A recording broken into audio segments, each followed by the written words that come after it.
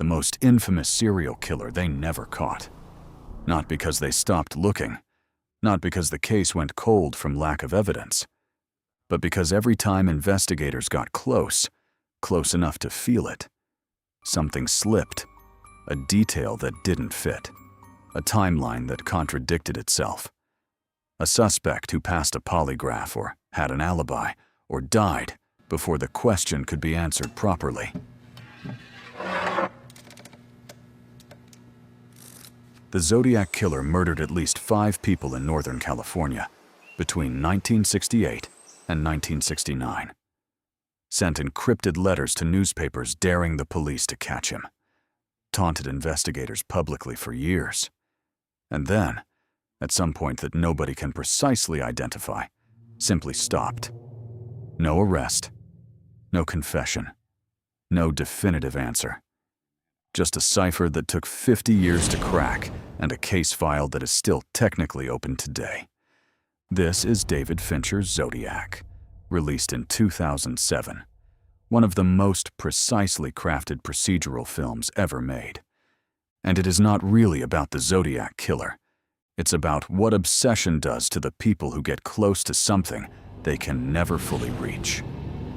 Northern California, December 20th, 1968. A young couple parked in a remote area near Vallejo are shot. Both die. No witnesses, no obvious motive. The crime scene yields some evidence, but nothing that leads anywhere immediately useful. 6 months later, July 4th, 1969, another couple is shot near Vallejo. One dies, one survives. The surviving victim describes the shooter, but the description is broad enough to fit a significant portion of the male population of Northern California. Then the letters arrive, 3 of them, simultaneously, sent to 3 different Bay Area newspapers: the San Francisco Chronicle, the San Francisco Examiner, the Vallejo Times-Herald. Each letter claims responsibility for the murders. Each contains 1/3 of an encoded cipher. The writer demands the newspapers print the ciphers on their front pages, or he will go on a killing spree targeting a school bus. He signs the letters with a circle and a cross, a symbol that will define the next several years of fear in the Bay Area. The film introduces its central characters in the way the best procedural films do. Not through backstory or exposition, but through what they do when confronted with the thing that will consume them. Robert Graysmith is a cartoonist at the San Francisco Chronicle, not a reporter, not a detective, a cartoonist. He's in the newsroom when the Zodiac letters arrive, and he watches the reporters and editors handle them with the attention of someone whose mind works in patterns and puzzles. He's quiet about it. He doesn't push himself forward. He just watches. And something catches in him that doesn't let go. Paul Avery is the Chronicle's crime reporter. Loud, confident, the kind of journalist who treats access to horror as a professional currency. He takes on the Zodiac story with the appetite of someone who understands what it means for his career. He doesn't know yet what it will cost him. Inspector David Toshi is the San Francisco Police Department homicide detective assigned to the case. He is exactly what a good detective looks like: methodical, observant, genuinely troubled by what he's investigating, in a way he manages through dry humor and exceptional work ethic. He wears a holster on his chest. He eats animal crackers from the box. He is competent and careful, and he will spend years of his professional life on a case that will not give him what competence and care are supposed to produce. Resolution. The Zodiac's confirmed attacks accumulate through the film's first act with a clinical precision that Fincher uses deliberately. Each one presented with the flat, factual quality of an incident report rather than the heightened drama of a thriller. He was wiping stuff. Did you get a chance to see his face? I did. Well, sort of. Because the point isn't to make the murders exciting. The point is to make them real. Lake Berryessa, September 27th, 1969. It's okay. It's all gonna be okay. 2 college students tied up and stabbed. 1 dies, 1 survives. The surviving victim describes someone wearing a hood with the Zodiac symbol on it. The description of the attack is detailed and specific, and it adds to the case file without solving anything. A taxi driver killed in San Francisco on October 11, 1969. Witnesses see the killer walking away. A composite is drawn. The composite is released. And here is where the case takes one of its most frustrating turns. Multiple police departments across the Bay Area are investigating Zodiac crimes separately. Communication between departments is inconsistent. Evidence that might mean something in one jurisdiction isn't being shared with investigators in another. The system that is supposed to catch killers is working against itself. And the Zodiac knows it. His letters say as much. He taunts the police specifically. He addresses some letters directly to Toshi. He seems to enjoy the procedural chaos his crimes are generating as much as the crimes themselves. Then the ciphers. A husband and wife, Donald and Betty Harden, decode the first cipher within days of its publication in 1969. What it reveals is not a name or an address or anything immediately useful to investigators.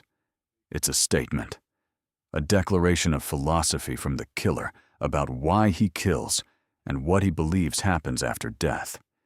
It is the statement of someone who wants to be understood, who has a self-image he wants documented, which tells the investigators something important about who they're looking for, and also makes the case more disturbing because it means the killings aren't random noise. They're communication. 3 other ciphers were sent. One of them, the 340 cipher, would not be solved until December 2020, when a team of amateur code breakers cracked it after 51 years. What it revealed was another taunting message. No name, no location, nothing that broke the case open. Just the Zodiac's voice again, reaching forward across half a century to say something to whoever was still listening. Arthur Lee Allen. His name enters the film the way the best suspects always enter investigations. I told all this to the other officer. Which other officer? From Vallejo. Through a combination of evidence that feels overwhelming and details that refuse to line up perfectly. Allen was a convicted child molester living in Vallejo. He had told an acquaintance before the killings began that he wanted to hunt humans and sign his crimes with a Zodiac symbol. He wore a Zodiac brand watch with the same crosshair symbol the killer used. He owned the type of knife consistent with the Lake Berryessa attack. Toshi and his partner Bill Armstrong interview Allen, and the scene that follows is one of the most tension-loaded moments in the film, not because of what Allen says, but because of how he says it. Calm, almost amused, answering every question with the specific confidence of someone who knows exactly where the line is. His handwriting doesn't match the Zodiac letters. His fingerprints don't match prints found at a crime scene. He passes a polygraph examination. He is never charged. He dies in 1992, of natural causes, before the case is resolved, before anyone can look him in the eye with definitive proof and demand an answer. DNA testing conducted years after his death produces results that are inconclusive, depending on which analysis you read. Arthur Lee Allen remains the most compelling suspect in the Zodiac case. He also remains unconfirmed. If this is the kind of case that makes you need to keep watching, subscribe and hit the bell. This is where Fincher's film makes its most important turn. Most crime films build toward an answer. The investigation tightens. The net closes. Justice arrives in some form, even if imperfect. Zodiac does something braver and more honest. It shows you what happens to the people who spend years chasing an answer that doesn't come. Paul Avery, the Chronicle reporter who threw himself into the Zodiac story with such appetite, falls apart. The years of immersion in the case, the constant proximity to violence and fear, the professional investment in a story that refused to resolve. It breaks him. By the film's later sections, he's drinking heavily. His career has deteriorated. The Zodiac story that was supposed to make him has consumed him instead. What's new? I've been thinking. Yeah. Somebody should write a book. Somebody should write a fucking book, that's for sure. David Toshi, meticulous, dedicated, one of the finest detectives in San Francisco, finds the case following him out of the office and into the rest of his life in ways he can't entirely manage. He becomes associated with the case so completely that when questions are raised about his conduct in an unrelated matter, the Zodiac connection amplifies everything. The case that was supposed to be the defining work of his career becomes something more complicated than that. And Robert Graysmith, the cartoonist who had no business being in this investigation, he becomes more consumed by the case than either of the professionals. He goes further, deeper, starts following threads that Toshi and Avery have let go, interviews witnesses years after the official investigation has stalled, builds a case file in his home that covers the walls, endangers himself, loses his marriage, and arrives, after all of it, after years of everything he gave to it, at the same place everyone else arrives. Arthur Lee Allen is probably the Zodiac. Probably. That word. Probably. It is the most devastating word in this entire film, because Graysmith didn't give years of his life for probably. Toshi didn't work the case with the dedication he brought to it. For probably. The families of the victims didn't wait decades for probably. But probably is all the evidence allows. The Zodiac Killer sent 37 confirmed letters between 1969 and 1974. Some researchers believe additional letters were sent under different signatures. After 1974, the letters stopped. Whether the Zodiac stopped killing, or simply stopped communicating, or died, or was incarcerated for unrelated crimes, is something investigators have debated ever since. The case is still open. The San Francisco Police Department and multiple other Bay Area agencies still officially listed as active. The film's final scene is one of the most carefully constructed endings in Fincher's filmography. Graysmith arranges for a surviving witness from the Lake Berryessa attack, the one who saw the killer up close, who survived being tied and stabbed, who has lived with the memory of that face for years, to look at a lineup of photographs.